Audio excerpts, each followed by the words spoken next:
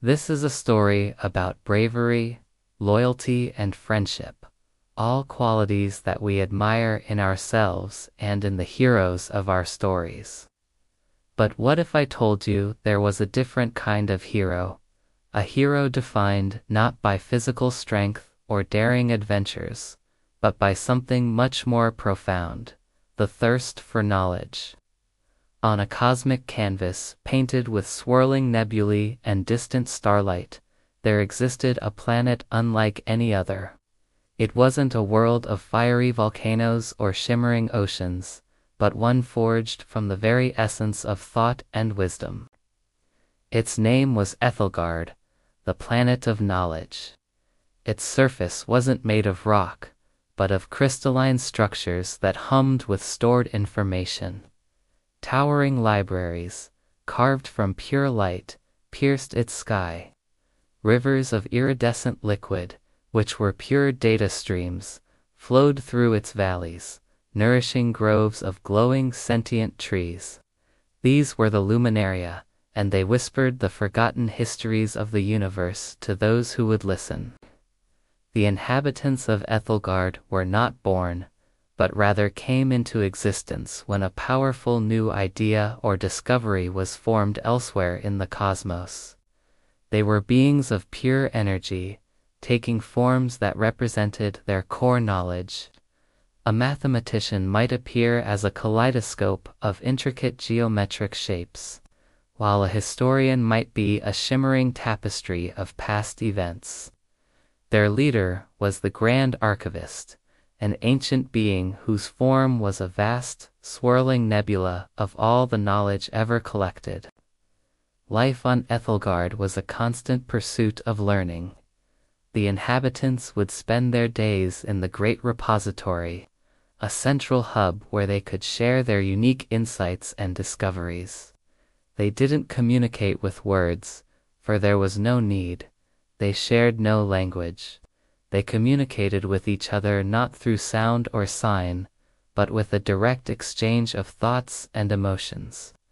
Imagine a conversation without words, where understanding flows directly from one mind to another. That was their reality. A thought, an idea, a feeling, it flowed directly from one to another. There was no translation needed, no miscommunication possible. Each interaction was a vibrant, ever-changing symphony of understanding. They didn't have conflicts or wars, for their society was built on the principle that every perspective, every piece of knowledge was valuable. Disagreements were rare, and when they did occur, they were seen as opportunities for growth, for they believed that every viewpoint held some truth. They would gather in the heart of the Great Repository, where the energy of countless accumulated thoughts pulsed like a great cosmic heart. Here, in the warm glow of shared wisdom, they would discuss their differences, searching for the point of view they might have missed. It wasn't about winning an argument or proving oneself right. It was about expanding their collective understanding, weaving a richer, deeper tapestry of knowledge. And yet this perfect world was not without its shadows. There was a creeping darkness known as the Oblivion that began to spread through the cosmos. It was a force of ignorance and forgetfulness, erasing entire worlds and their histories. The Oblivion was drawn to Ethelgard, not to destroy it, but to consume its vast knowledge, leaving a void of nothingness behind. When the Grand Archivist learned of the Oblivion's approach, he knew that fighting it with force would be futile. Their strength lay in their knowledge, not their weapons. So he called upon the most brilliant minds on the planet, those who had dedicated their existence to understanding the universe, and devised a plan. They created seedlings of wisdom, small, luminous orbs containing fragments of their knowledge. The plan was to send these seedlings to all corners of the universe, hoping that other civilizations would find them and learn from them. This way, even if the Oblivion consumed Ethelgard, some of their knowledge would survive. But there was a problem. They needed a way to send these seedlings across the vast distances of space. Just one of these orbs contained enough information to change the course of a civilization. How could they ensure that such precious cargo would reach its destination intact? Then someone spoke up.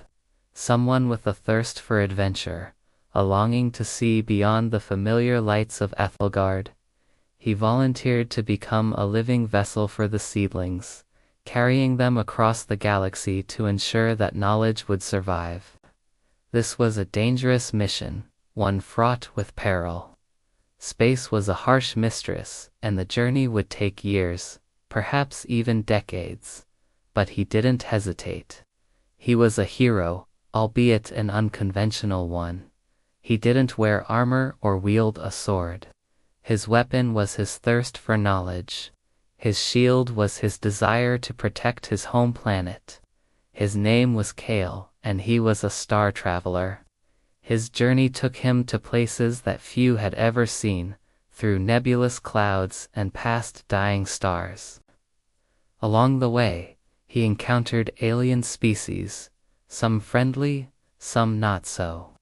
But he pressed on, driven by his sense of purpose, and as he traveled, he learned about the universe and its myriad wonders, about himself and his place in the grand scheme of things.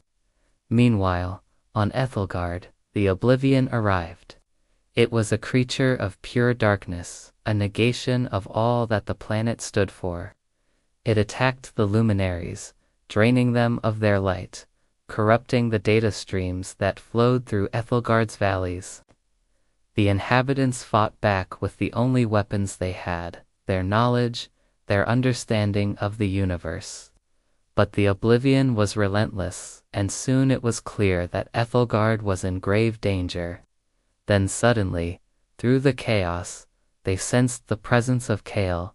He was far away, but his determination, his courage, his thirst for knowledge, it resonated across the galaxy, bolstering their spirits.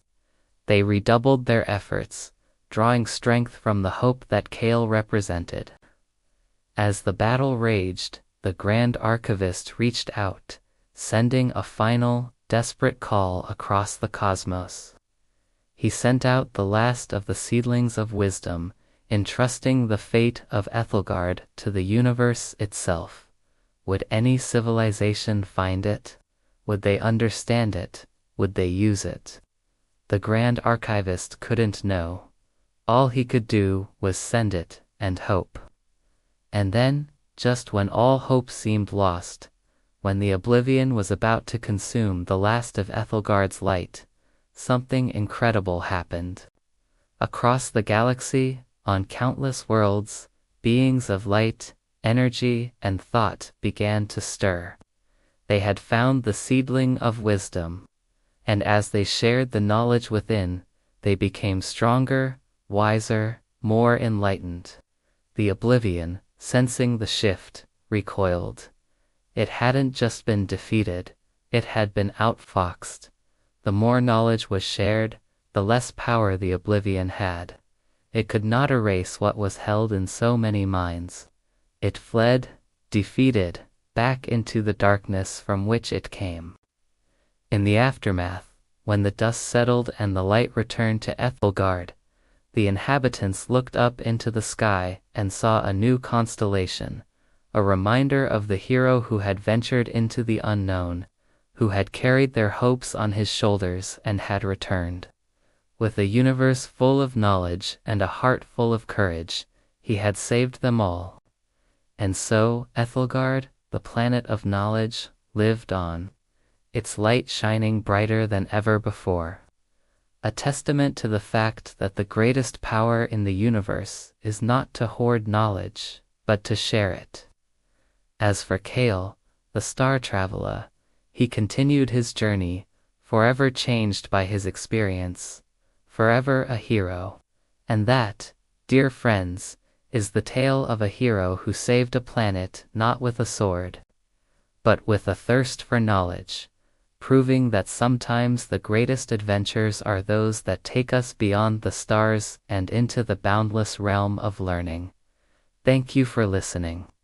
If you enjoyed this story, don't forget to hit the like button below and subscribe for more tales of adventure and enlightenment. Until next time, keep asking questions, keep seeking knowledge, and remember, the greatest hero you may ever meet might be the one inside of you.